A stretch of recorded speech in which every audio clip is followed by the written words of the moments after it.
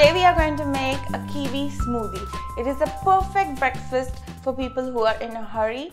It is a perfect breakfast to have on the go. I'm Alpa, welcome to Something's Cooking, and let's get started. Okay guys, so let's look at the ingredients. We have a few fresh fruits here. So of course there are 2 kiwis, 1 banana which is not that ripe, handful of strawberries, and a quarter of a cup of milk. I've taken low fat. You guys can go for soya or almond, whichever is available. Now let's just cut off the top of the strawberry, cut them into big size pieces and add it to the bottle. I do have some few fun facts about the kiwis, you know. I'm not sure if you guys knew, but kiwi were originally they are originally from China, and they were called as Chinese gooseberries.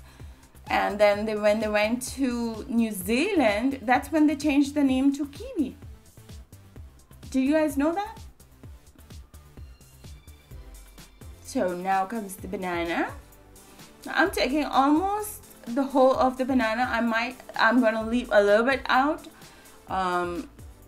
And just cut them into big pieces like this much. This much should do it. And just chop them up and put it in your blender.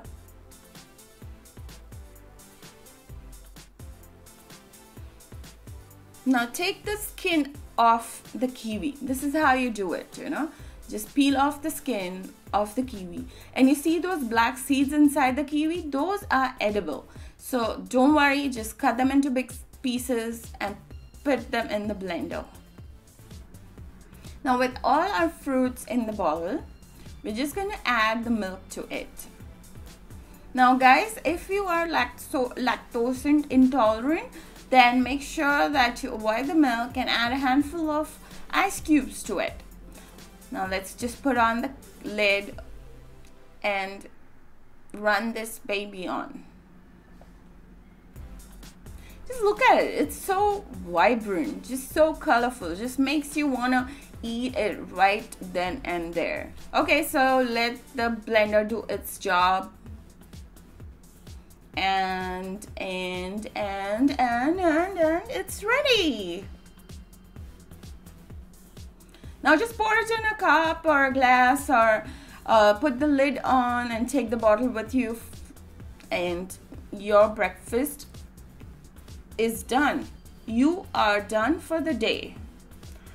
As I said, kiwi, one of the most healthiest fruits around. So try to have this every day. Just this glass is going to be my breakfast for the day, and it's going to keep me going.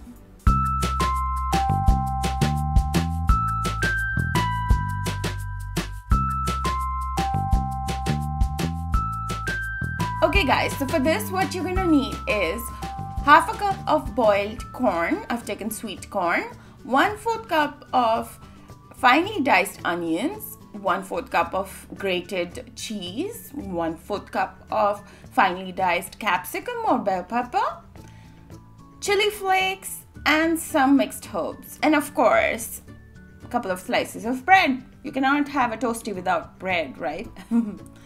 So yeah, let's go ahead and take a blender. We are just going to pour the boiled corn in it. Now make sure that the corn is cooled down before you put it in the blender. I've just boiled the corn for say about 7-8 minutes, and I've let it cool down for another 15 minutes. That's the amount that I'm using.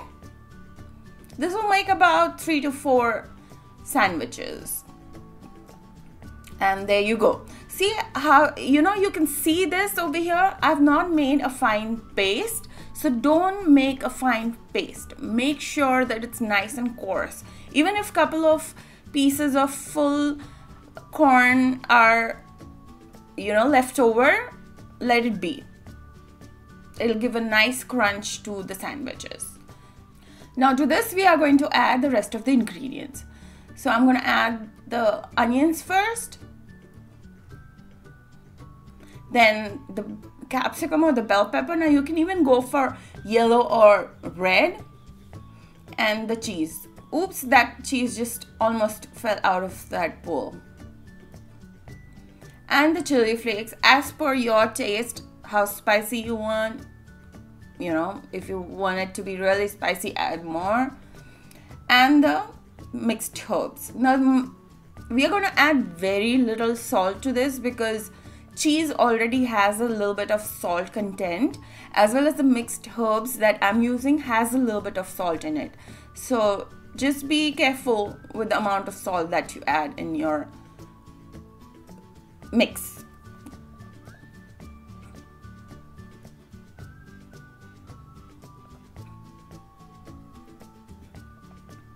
Now let's just add the mix on top of the bread.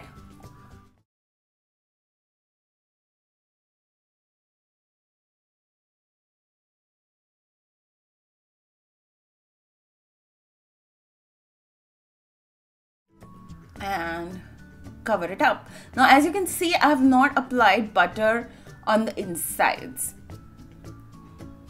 That is because we are going to butter the bread on the top and the bottom. So first we do the top.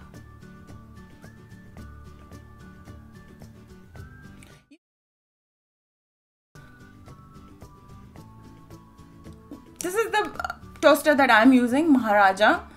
It's actually pretty good. And as you can see, I am putting the buttered side at the bottom. Again, the butter side goes at the bottom. And then we can now butter the top part. Wasn't that smart, guys?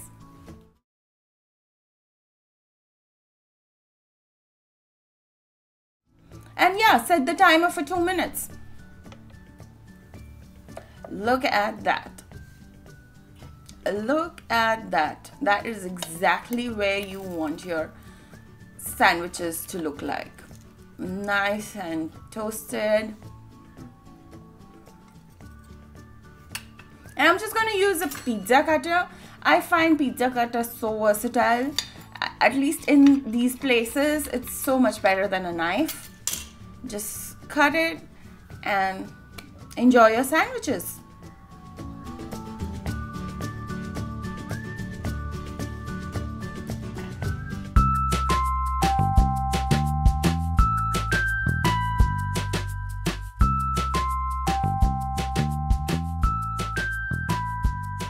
Okay, so the ingredients for this are 1 cup of whole milk, 1 cup of all-purpose flour, that's maida, 2 tablespoons of sugar, 1.5 tablespoons of baking powder, 2/3 teaspoon of salt, half a teaspoon of vanilla essence, 1 tablespoon of butter, 2 tablespoons of oil, and 1 egg. Those are the ingredients, like those are the common ingredients you will find in your own pantry, nothing fancy. Now take a bowl big enough that you can mix all your ingredients in it. So first goes the all-purpose flour, maida, then the sugar. Now sugar helps with the taste, brings a little sweetness as well as some color, it adds the brown color. And then salt and baking powder. Baking powder basically helps with the fluffiness. Mix all of them together, make sure that there are no big lumps in it, and then make a well or a hole in the middle of your ingredients, just so that we can pour all the wet ingredients in it. Now we just added some oil, and then comes the milk. The oil basically gives the richness, and so does the milk. Vanilla essence just for the flavor and the smell of the pancakes. Now I'm gonna just whisk this egg and drop it in with the rest of the ingredients. This egg basically will give some richness to the pancakes as well as add to the fluffiness. So for vegetarian people, you can replace this by adding another half a tablespoon of baking powder. Now just mix all the ingredients together. Make sure there are no lumps. Just don't go crazy on it, because you don't want to keep whisking it really hard, otherwise your pancake will become flat. And this is how it should look like, you know, without any lumps. Now just heat up your griddle, and I'm gonna just take a small piece of butter and apply it on the surface of the pan. You can even replace it with some olive or margarine, but I love butter. It goes really well with pancakes. And take a big spoon with a big scoop and put your batter on it and let it spread. It's going to spread. Now to remove this batter, usually we use a spatula about this size, but if you can find something which is like this, a bigger surface area, it's gonna really make your life way easier. Yeah, and just turn it around. You see those spots? Let me show it to you guys. You see those spots over here? That is how, yeah, that is exactly how your surface area should look like. So let's just turn the pancake around to make sure that it's cooked on this side as well. And now time to be plated. So the darker side of the pancake goes at the bottom, and we got ourselves some good fluffy pancakes. Let's dress them. I'm adding some butter and lots of maple syrup. I just simply love maple syrup with the pancake, and of course some whipped cream, but you can have a little bit of scrambled eggs and maybe a glass of orange juice, and you have made yourself the perfect American breakfast. And today we are going to make this traditional Maharashtrian dish which is called as Sabudana Khichdi, and we are going to make it the authentic way. So let's see what we're going to need to make this. So for this you're going to need 1 cup of sabudana, also known as sago, half cup of peanuts, and if you have some peanut powder, then 1/4 cup of peanut powder, 1 medium-sized boiled and cubed potato, 1/4 cup of cilantro, which is dhania, half teaspoon of cumin seeds, which is jeera, 1 tablespoon of sugar, 2 medium-sized mild green chilies, half a lemon, salt, oil, and we are also going to need some ghee. So let's begin our process of making Sabudana Khichdi. So guys, for this recipe you need water soaked sabudana, and it needs to be done very properly to get the best results. So guys, let's start the process by taking the sabudana and adding it to our colander. Then we are going to rinse it. Do not be afraid to use your hands while rinsing it. And now we need to soak the sabudana. So let's first transfer the sabudana in a bowl and then add water. Make sure that the water drowns the sabudana. You should be able to see the water on the surface, and keep it aside for the next 3 to 4 hours. I usually prefer to keep the sabudana soaked overnight and make it for breakfast or for an evening snack. After 3 to 4 hours, look at our sabudana. It's looking absolutely amazing. It has soaked up all of that water and it's looking nice and puffed up. Now it's time to begin making our khichdi. So for the khichdi, we are going to need some peanut powder. So now take a pan and add these peanuts into this pan. We are going to dry roast them for the next 3 to 5 minutes, or until they start showing some color. Once they start showing some color, we are going to let it cool down a bit, and then using our hands we are going to remove the covers of these peanuts. They are going to come out very easily. Then we need to add it to the blender and make a coarse powder out of it. See, this powder is perfect. This is how your peanut powder should look like. Now I'm going to take about 1/4 cup of this peanut powder and add it to my soaked sabudana. Now let's add about half teaspoon of salt and 1 tablespoon of sugar lime juice of half a lime. Now let's mix it all together and let's keep it aside. In a pan, I've already added some oil and some clarified butter, which is nothing but ghee. And it's nice and hot, so it's time for us to add some jeera, which is cumin seeds.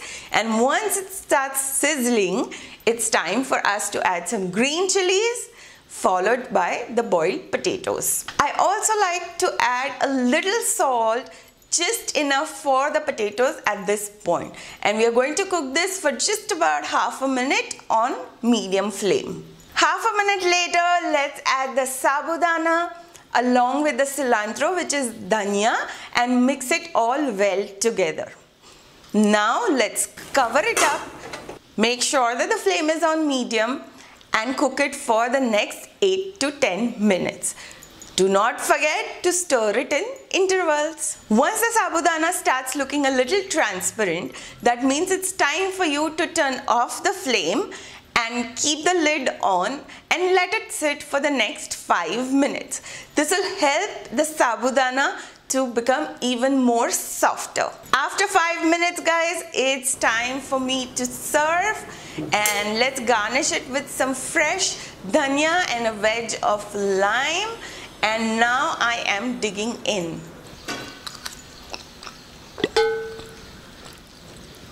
Amazing, mazedar. The simplicity of this dish is what makes it so amazing. Do give it a try if you haven't made it before.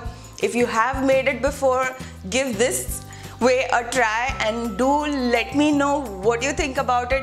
Do let me know what other recipes you would like to see in the comment section. And I will see you very soon, guys. Take care. Bye-bye.